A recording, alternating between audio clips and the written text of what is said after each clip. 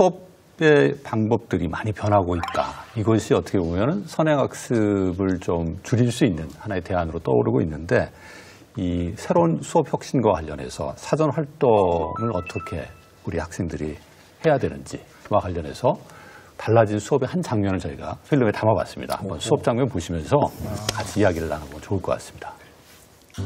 전라북도 익산의 이리 백제초등학교. 지금까지 이런 학생들은 없었다.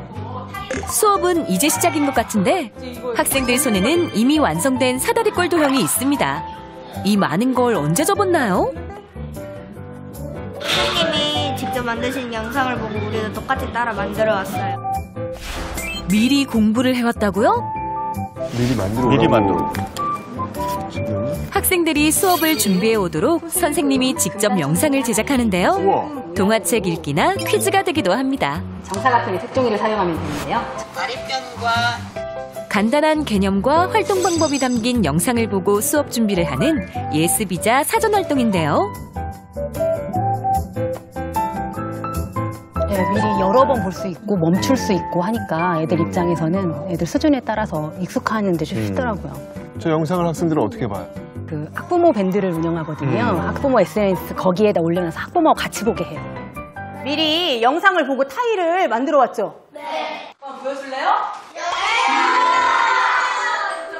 많이 적었네요. 선생님이 만드신 영상 보고 저도 영상을 보고 만들었어요. 시간도 오래 걸리고 이해를 못하는 친구들이 있으니까 집에서 적어오라는 것 같아요. 사다리꼴 모양의 타일을 접는 법을 배우고 만들어 오는 준비가 왜 필요할까요? 수학 원리, 특히 평면도형의 이동을 이용해서 규칙적인 무늬를 꾸미게 되어 있는데 그 준비물들을 미리 준비해 와야 본격적으로 그것을 이동하고 응용해가지고 교실을 아름답게 꾸미는 것을 할 수 있겠죠. 교육과정이 바뀌면서 현실 문제를 해결하는 활동이 추가되었는데요. 오늘은 수학과 미술의 융합 수업입니다. 그 무늬로 예쁘게 이렇게 덮을 곳을 찾아보자. 교실에 어디를 덮으면 좋을까? 어디? 어디라고?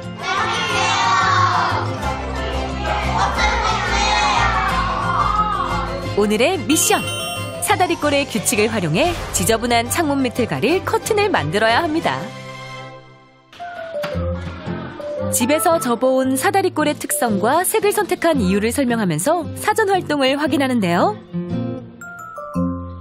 소슬금 모양은 윗부분이 120도, 또 아랫부분이 60도입니다. 소슬금 모양을 시계 반대 방향으로 120도씩 돌려가면서 삼각형을 만들었습니다. 첫 번째 목표, 도형의 규칙을 이해하고 모양 만들기. 기본 모양을 보라색, 할색, 하늘색으로 정했다. 그 이유는 내가 정한 색이 가장 많고 내가 좋아하는 색이고 색깔이 잘 어울리기 때문이다. 두 번째 목표, 색의 감각을 살려 교실 꾸미기. 돌리고 붙이면서 도형의 특징을 몸으로 확인합니다. 외우지 않고 자연스럽게 이해하는 거죠. 저렇게 교실도 꾸미고 수업 시간에 했던 그 내용들을 가지고. 얘들아, 여기가 일직선이 됐네. 어떻게 된 거야? 왜 각이 없어졌지? 붙어서 몇 도가 붙어서 그런 거야? 60도하고 120도가 붙어서? 지금 수학 시간인 거죠? 수학 시간인데 미술에서 교실을 꾸며보자라는 디자인 수업, 환경 디자인 쪽하고 수학에서 평면도형의 이동을 통한 무늬 꾸미기를 이용한 거죠. 그렇죠. 이렇게 수학 미술 융합하는 이렇게 수업을 하시면 이게 선행학습에 못 따라오죠. 이것은 어디서 배울 수가 있는 게 아니니까요. 단순히 이어붙이는 것이 아니라 규칙을 찾는 것이 핵심인데요. 소슬금 타일이 완성됐습니다.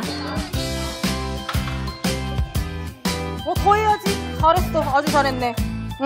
봐봐. 너희들이 처음에 만든 삼각형이 이렇게 되잖아.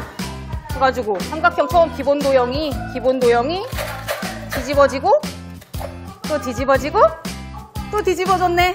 잘 만들었다. 미리 접는 법을 알아오지 않았다면 접는 데 치중하느라고 실제로 이 수업에서 필요한 가게 학과차 이런 것들을 이용해서 무늬를 꾸미는 데까지는 못 갔을 것 같아요. 미리 해오는 활동으로 학생이 수업의 주체가 되었는데요. 시간도 낭비되지 않아서 더 좋은 것 같아요. 원래 수학이라고만 하면은 그냥 책 펴고 그런 걸로만 생각하는데 이거는 활동도 같이 하니까 더 신기해요. 각자 만든 것을 연결해 하나의 커튼을 완성했습니다. 연결하면서도 규칙을 배울 수 있었겠죠? 지저분한 곳을 이제 좀 예쁘게 꾸며보자라는. 드디어 오늘의 미션 완료! 자신이 만든 타일에 각자 이름을 쓰고 기념사진을 찍으면 수업이 끝납니다. 하나, 둘, 셋! 선생님에게는 사전 활동이 어떤 의미일까요? 기다려진 수업 만들기, 그게 제 모토로서 수업 준비를 하고 있는데요. 그런 면에서 이런 사전 활동을 통한 거꾸로 수업이 아이들이 미리 수업에서 뭘 할지 익히고 기대하고 거기에서 자기가 뭘 해야겠구나 동기 유발을 해서 그 자리에 앉아있는 똘망똘망한 아이들을 볼 수 있다. 아이고, 이렇게 행복해 보이네요.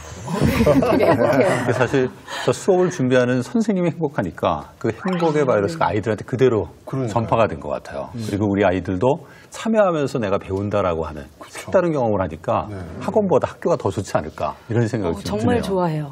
네. 정말 학교의 수학 수업이 너무 좋다고. 근데 집에 가면 학원 가야 된다고. 학원 때문에 수학이 싫다고 얘기를 해요. 근데 그 학부모 입장에서 보면은 저렇게 수업을 하면 우리 아이가 제대로 수학을 배우는 건가? 이런 또 생각을 할 수 있거든요. 네네네, 실제 할수 그러면 있죠. 성취도가 어떻게 나오나요? 좀. 성취도가 높게 나와요.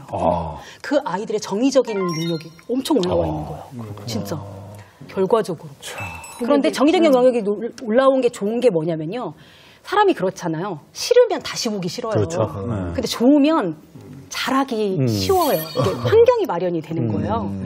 예, 많이 그래서 애들이 수학을 잘 하기도 하지만 수학을 좋아하고 수학을 싫어하지 않아요. 우리 장영상 학부모님은 자녀가 초등학생이죠. 네. 영상 어떻게 보셨어요? 딱 맞아요, 지금. 네, 너무 4학년 교실 궁금해요. 수업을 네. 봤더니 정말 저희 때 어렸을 때 배웠던 수업 분위기하고는 많이 달라가지고 정말 인상적이었어요. 아이들이 선생님도 확실히 그러니까요. 뛰어나셔. 그래서 아이들이 능동적으로 수업에 참여하는 모습을 보니까 또 선생님 영향도 있겠지만 이런 수업이 전국적으로 좀 보편적으로 이루어졌으면 하는 바람이 있습니다. 아이를 보내시겠습니까? 이사 가서요? 이사 가셔야 돼요. 네, 간다면. 네. 간다면 보내고 싶어요. 아, 그래요? 네. 어휴. 인정됐습니다, 선생님. 이게 초등 수업인데 이 초등 수업을 과연 중고등, 대학에 그대로 적용할 수 있을지. 글쎄 말이에요. 아까 영상 보시면서 생각하시는 것들이 좀 있을 것 같아요. 네, 실제로 이제 초등학교에서는 아까 왜 성적을 내지 않는다거나 또는 이렇게 활동 위주로 수업을 하다가 이 아이가 이제 중학교 올라가게 되면 갑자기 이게 변하기 때문에 성적이 매겨지게 되고 또 이 성적이 매겨진다는 걸 알기 때문에 학부모들은 굉장히 불안해서 오히려 이런 활동을 학교에서는 하지만 뒤에서는 사교육을 시키는 이런 사실은 좀 악순환이랄까 이렇게 되고 있거든요. 근데 분명한 것은 이 아이들이 살아가야 될 미래는 정말 문제 푸는 스킬 이것만 가지고는 살아갈 수 없는 우리 지난주에 그 학생이 얘기했던 스스로가 창의성이 필요합니다. 이렇게 이야기를 하고 융합적 사고하는 게 필요합니다. 문제 해결력 필요합니다. 비판적 사고 이런 사고하는 능력이 필요하다라고 이렇게 하는 아마 그런 세대에 살 거기 때문에 저는 좀 지금은 학부모님들이 생각할 때는 더디 가는 것 같고 왜 이렇게 우리 입시를 준비를 해야 되는데 우리 선생님은 이런 활동만 하고 있나라고 해서 굉장히 답답하실 테지만 사실은 저는 굉장히 애를 많이 쓰시는 거로 보여지거든요. 그렇죠. 그래서 이 아이들이 중학교, 고등학교 되면서 이 자기주도 학습의 능력이 잘 탄탄하게 갖춰지지 않으면 우리 흔히 말하잖아요. 수포자. 그렇죠? 뭐 영포자 이런 것처럼 수학도 포기하고 왜 우리 초등학교 때 너무 재밌게 배웠는데 이렇게 어려운 수학을 하느냐. 왜 이렇게 우리 재밌게 배웠는데 이렇게 진도를 빨리 나가느냐라고 해서 도대체 학교 수업을 못 따라가겠다 이런 이제 상황이 되는 거죠. 네. 수업 혁신에서 이제 학생들 참여들이 많이 강조되고 있고 실제 뭐 프로젝트 수업이나 거꾸로 수업 보면은 학생들이 정말 적극적으로 참여하는 모습들을 보거든요. 그렇죠. 이런 수업이 성공적으로 이루어지려면 우리 학생들의 자기주도 학습 능력 이게 되게 중요할 것 같아요. 그래서 자기주도적 학습에 대해서 좀 이야기를 해볼까 하는데 먼저 자기주도 학습이 뭔가요? 여기에 대해서 좀 명확하게 우리가 좀 이야기를 하고 구체적인 이야기를 해보겠습니다. 이제 저희가 지금 선행학습 사교육을 좀 줄여보자라고 하는 이제 주제로 이 말씀을 나누고 있는데요. 근데 저는 거기서 한 발짝 더 나아가서 우리 아이들이 자기 주도적으로 이 자기의 이 학습을 이끌어갈 수 있는 그런 역량, 이걸 만약에 키워준다면 그렇게 학원이나 또는 사교육에 연연하지 않을 수 있다라고 생각을 하는데요.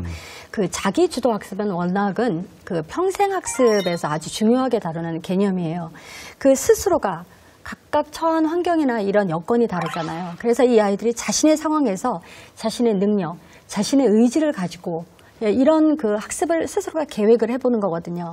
만약에 자기주도 학습의 능력, 이 역량을 아이들이 갖게 된다면 저는 자연스럽게 이렇게 외부의 사람에게 의존하는 그야말로 정말 문제 푸는 기술을 배우는 이런 것이 그래도 줄어들지 않을까 이런 생각을 하거든요.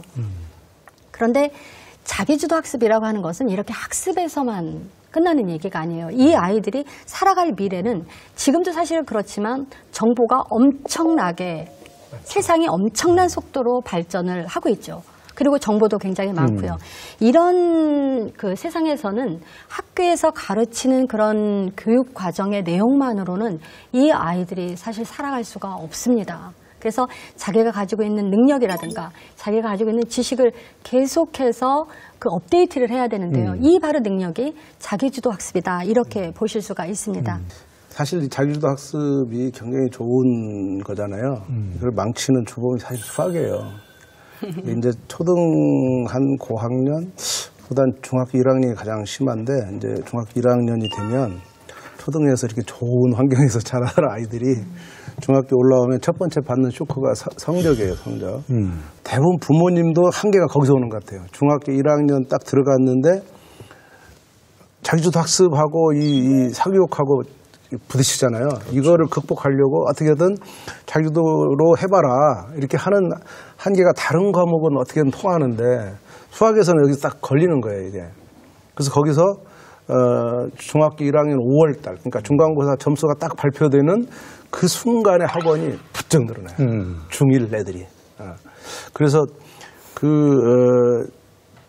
그때부터 자기주도를 포기하냐, 학원으로 밀어넣냐. 사실은 학원 밀어넣으면요, 자기주도는 포기가 돼요. 자기주도 학습 학원에 가도 자기주도 학습 시키는 건 아니고 타율 학습을 시키죠. 그러니까 그 갈등을 벗어나게 해야 되는데 참 어렵죠. 거기 가장 어려운 자기주도 문제입니다. 학습이 가능하려면 사실은 자기 능력에 대한 긍정적인 믿음이 있어야 되거든요. 근데 학교에서 어려운 시험을 내주고 학생들 자꾸 실패 경험을 갖게 하면 자기주도 학습은 가능할 수가 없는 거예요. 사실. 따라서 학교에서 평가도 학생들이 좀 잘 할 수 있는 부분을 드러내주도록 서열화시키는 것이 아니라 얼마나 성장했는지. 우리가 지금 자기주도 학습 얘기를 하고 있는데 이게 자기주도 학습이 가장 절실하게 필요한 사람은 학생하고 학부모인 것 같아요. 학부모님은 자기주도 했으면 너무 아니, 우리 감사죠, 아이가 그냥. 자기주도 학습하면 얼마나 좋아요. 그럼 우리 감사죠. 학부모님 생각 정말 좀 학부모들이 들어봤으면 제일 좋겠어요. 바라는 게 사교육 없이 아이가 스스로 자기주도 학습형 아이로 커나가는 게 제일 원하는 거거든요. 그런데 사실 어떻게 해야 될지 방법을 잘 모르겠어요. 그 어떻게 하면 아이들이 자기주도 학습을 할 수 있을지 좀- 사교육 없이. 지금부터 네. 답을 하나씩 내놓으십시오. 사교육 저는 없이. 그 아이들을 입장에서 생각을 해보자. 수업을 해서 설명을 하는 위주로 수업을 하지 말고 아이들이 무엇을 좋아하는지, 지금 잘하는 아이들이 어떤 아이들인지. 왜냐하면 우리가 그러잖아요. 아이들이 변했다. 어떤 교수님은 그래요. 아이들이 화성에서 온 것 같아요. 전혀 다른, 예전에 우리와는 전혀 다른 사고를 하고 있다는 거죠. 왜냐하면 이 아이들은 그야말로 디지털 혁명의 한 복판에서 성장하고 있는 아이들이거든요. 그래서 우리가 사고하는 것과 전혀 다른 방식으로 사고할 수 있다는 거를 우리가 인식을 해야지 교수법도 따라서 변화가 될 수 있다. 저는 이렇게 그렇죠. 이게 생각합니다. 우리 학생들의 자기주도 학습 능력을 신장시키려면 교육 경험이 달라져야 되는 건 분명합니다. 그러니까 좀 더 흥미있는 또 개념을 완벽하게 아는 또 학생들이 직접 참여하는 방식을 통해서 스스로가 수업 활동이나 학습에 참여할 수 있도록 도움을 줄 수가 있겠죠. 근데 우리 부모님 입장에서는 이 대답이 그렇게 유용하진 않을 것 같아요. 여전히 어려워요. 선생님들한테는 도움이 되는데 진짜. 우리 부모님 입장에서 어떻게 생각하세요? 아니 도움이 그리고 저는 좀 되진 않을 것 같은데. 궁금한 것도 있는 게 네. 자기주도 학습형 아이는 누구나 될 수 있는 건가요? 그러니까 예를 들면 어떤 좀 성실하고 승부욕이 있고 또 성취감이 강한 아이들은 그럴 가능성이 좀 크지만 기질적으로 좀 그렇지 않은 아이들도 있잖아요. 그런데 그런 아이들도 다 누구나 자기주도형 학습 아이로 다 키울 수 있는 건가요? 좀 그것도 좀 궁금한데. 키울 수 있다고 봐요, 저는. 제가 4학년 담임이니까 20년간 초등학교 아이들을 봤잖아요. 그러니까 우선은 가장 안타까운 게 아이들이 보통 가장 좋은 시간대에 학교에 있어요. 수업을 하고 9시부터 오후 3시까지. 그렇죠. 그 좋은 시간에 학교에 있는 시간 중에 아이들한테 설문을 해보면 어떤 시간이 좋아? 점심시간? 아니면 쉬는 시간? 아니면 체육 시간, 미술 시간, 음악 시간 뭐 이 정도를 두는데요. 실제로 수업 시간 자체가 즐겁고 행복하면 또는 기다려지면 그 아이들이 그 평생 학습자의 자기주도 학습의 핵심도 능동성이잖아요. 그렇죠. 능동성은 동기유발인데 그 동기유발을 스스로가 계속해서 해낸다는 의미인데 그런 의미는 수업이 재밌어야 해요. 그래서 수업이 수업 닫기로 끝나지 않고 수업 이전에도 수업 생각을 하고 수업 이후에도 수업 생각을 해야 그 아이가 그것이 핵심이에요. 자기주도적 학습을 할 수 있는. 그럼 모든 아이들이 다 그렇게 길러질 수 있다면 학교에서는 그렇게 하고 가정에서는 좀 어떻게 아이를 키워야 되는 건가요? 플립러닝 말씀도 하셨는데 실제로 대화와 소통이 필요한 것 같아요. 학교에서 같이. 그러니까 플립러닝을 하면 미리 예습을 하잖아요. 그런 부분들을 부모님도 이해하시고 함께 하는 거죠. 저도 이제 고2, 중2 남자아이 둘을 키웁니다. 이제 아이들 키우다 보니까 혼자서 스스로 좀 공부했으면 좋겠는데 아이들이 스스로 공부를 잘 안 해요. 그래서 고민을 많이 했는데 학부모 입장에서 제가 이제 연구하고 생활한 것을 바탕으로 팁을 좀 드리면 일단은 자기가 뭔가를 잘할 수 있을 때 또 자기가 이것을 통해서 얻을 것이 무엇인지 구체적인 어떤 신념이 있을 때 스스로 하려고 하는 힘이 생기거든요. 아까 성취 욕구 말씀하셨는데 뭔가를 내가 이거 내가 꼭 성취하겠다라고 하는 거는 두 가지 때문에 영향을 받아요. 하나는 내가 이걸 하면은 할 수 있다. 그 결과물을 얻을 수 있다라고 하는 거고 그 결과물이 나한테 매력적이다. 두 가지가 같이 있어야지만 그 결과물을 성취하기 위해서 스스로가 열심히 노력하는 힘이 생기거든요. 그 얘기는 뭐냐면 일단은 내가 얻고자 하는 결과물이 매력적이다라고 하는 거는 내가 분명히 뭘 하려고 하는지 하고 싶은 게 뭔지에 대한 목표가 있어야 된다는 거예요. 목표. 그다음에 내가 그걸 해낼 수 있다. 근데 열심히 노력하면 내가 원하는 걸 얻을 수 있다라고 하는 나의 능력에 대한 믿음이 있어야 돼요. 그러려면 옆에서 하나하나 너무 빨리 선행시키지 말고 하나하나 차근히 성장해 갈 수 있도록 도와주는 게 되게 중요해요. 그래서 하니까 된다. 좀 더 나아진다. 이런 성공에 대한 경험들을 차근차근 쌓아주게 되면 내가 하고 싶은 일이 있는 한 아이들은 스스로 자기가 해야 될 일을 하는 힘을 갖게 된다. 그래서 저희 아이들 교육할 때도 네가 하고 싶은 게 뭐니? 하고 싶은 것들을 위해서 네가 지금 하나씩 하나씩 준비하는 과정의 공부인데 네가 뭘 하고 싶은지를 분명히 한 다음에 하고 싶은 마음을 가져도 되니까 뭘 하고 싶은지를 먼저 좀 찾아보자. 이런 얘기를 되게 많이 해요. 또 다른 축 하나가 지금은 좀 도구적인 거잖아요. 공부를 해서 뭐 좋은 대학을 가든 자기가 꿈을 이루고 이런 도구적인 부분이 있는데 그 부분도 분명히 중요한데 초등 입장에서는 아이들이 사실 스스로 알아가는 즐거움을 경험하게 하는 거예요. 그러니까 어떤 아이는 1시간 만에 그거를 알아내지만 나는 일주일이 걸리더라도 그거를 일주일이 걸려서라도 그걸 알아내면 그 즐거움을 한번 경험한 아이들은 분명히 알아낼 수 있을 거라는 자기에 대한 믿음이 가지게 돼요. 그래서 내적인 동기 계속 말씀드렸는데 스스로 알아내는 기쁨을 그 선생님도 그렇죠. 부모님도 허락해 주셔야 돼요. 맞아요. 그러려면 인내심이 필요하세요. 어마어마해요. 그러니까 빨리빨리 막 밀어내면 안 되죠. 그죠. 천천히 기다려주고. 초등에서는 아이가 그렇게 밀어내기가 하나씩 쉽거든요. 왜냐하면 부모 입장에서 나도 다 가르칠 수 있을 것 같거든요. 그런데 그때 그렇게 빠르게 밀어내면 그 아이가 자기도 학습을 할 수가 없어요. 또 하나 본다면 자기가 좋아하는 거 있잖아요. 그렇죠. 좋아하는 거. 좋아하는 거 좀 하도록 냅뒀으면 좋겠어요. 왜냐면 어느 한 학생이 있었는데 이 친구는 역사를 너무 좋아하는 거예요. 저도 무대에 오는 태정태세 문단세를 깨고 있더라고요. 사실 외울 필요는 없지만 이쪽 너무 좋아하니까 역사 책만 본대요. 근데 그 옆에 있는 부모님은 불안한 거예요. 다른 것도 해야 되는데 얘가 이것만 하면 어떡할까? 근데 저는 초등학교에서 굳이 그렇게 다양한 것들을 많이 해야 될 필요가 있을 거라는 생각이 드는 거예요. 좋아하는 거 열심히 하다 보면 그 과정 속에서 내가 어떻게 공부하는지 대한 자기 주도적인 어떤 공부 방법? 이런 게 만들어지면서 또 전혀 이게 옮겨질 수 있거든요. 실제로 자기주도 학습에는 조력자의 역할이 굉장히 중요하거든요. 근데 자기주도 학습인데 어떻게 조력자가 중요하냐 굉장히 역설적으로 들리잖아요. 그런데 외부에서 선생님이 됐든 지금 학부모님이 됐든 이렇게 아이에게 정보를 제공하고 좋은 아이디어를 주고 아까 우리나라 아이들이 해보고 싶은 것 2가지가 친구랑 놀기, 부모님과 여행하기 이런 이야기를 하고 있잖아요. 그래서 부모님이 옆에서 어떻게 조력을 해주고 어떻게 상담을 해야 하느냐에 따라서 이 자기주도 학습이 잘 이루어지기 때문에 부모님이 저는 할 수 있다. 뭐 모든 아이라고 할 수 있느냐 이렇게 말씀하셨지만 저는 할 수 있다 이렇게 생각을 합니다. 그 중에 하나가 포트폴리오 있잖아요. 자기의 꿈을 이루어가는 포트폴리오 제작을 한다거나 이런 것들은 부모님이 실제로 옆에서 같이 아이와 할 수 있는 그런 활동이기도 하고요. 관심 분야의 독서철 만드는 거 이런 것도 부모님이 옆에서 얼마든지 해줄 수 있는 그런 내용이거든요. 꼭 들고 어디를 가서 좋은 걸로 이렇게 만들어내는 것이 아니라 실제 아이들이 원하잖아요. 친구와 놀기, 부모님과 여행하기, 여행하는 과정을 이렇게 어떤 자료로다 남기고 자기 꿈을 이루어가는 그런 과정으로 이렇게 만든다면 저는 말씀하신 모든 아이가 정말 정도는 있지만 자기주도 학습으로 얼마든지 할 수 있다 이렇게 생각을 합니다. 어느 하나를 깊이 있게 애가 할 수 있는 애는 그런 자기주도 학습 능력이 있으면 전이가 되잖아요. 당연히 다른 과목에도 또 다른 상황에서 내가 해낼 수 있다고 저는 봐요. 우리 학부모님 말씀 마지막으로 듣고 정리 좀 해야 될 것 같은데. 위로가 좀 되십니까? 이 자기주도 학습 네. 되게 중요하잖아요. 네, 마지막으로 네. 한번 좀 얘기해 주시죠. 지금 저희 자녀도 곤충을 굉장히 좋아해요.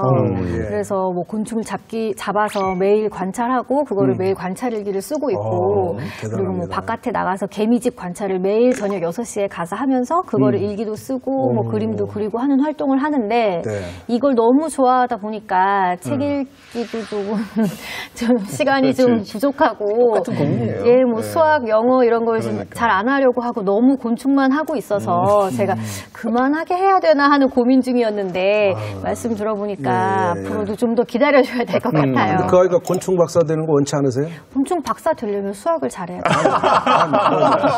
그래요. 곤충 박사가 되면 돼요. 네. 곤충 박사 된다고 하면 저절로 수학하는 거라고. 그렇죠. 요즘은 자기주도 학습 전형이라는 것도 있어서 네. 그 아이가 계속 그렇게 자신의 포트폴리오를 지속적으로 잘 만들어 간다면 저는 그렇게 진학하고도 진로하고도 저는 긍정적인 맞습니다. 영향을 끼치라고 생각합니다. 그렇게 키워보도록 하겠습니다. 예. 네.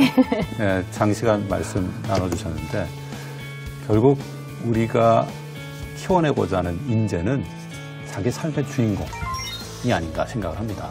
공부에서도 우리 아이들이 주인공이 되어야 한다.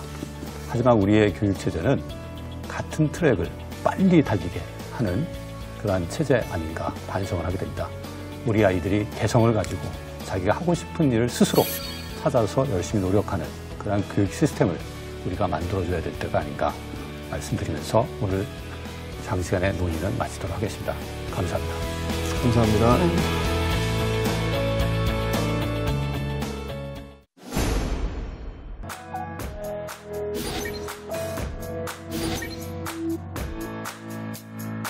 과연 이런 AI 번역기 같은 거를 활용을 하면 영어 교육 부담 줄어들까요? 칩을 심어서 바로 얘기할 수 있다면 안 시키겠어요. 지금의 AI의 모습이 완성된 모습은 아니라는 거예요. 문제는 저희가 이제 100% 기계를 신뢰할 수 있냐는 거죠. 기본을 해주게 되면 살아가는데 훨씬 더 많은 기회를 얻을 수 있고. 언어를 배운다는 건 기능이 아니라 그 기능을 뛰어넘는 더 필요한 것이거든요.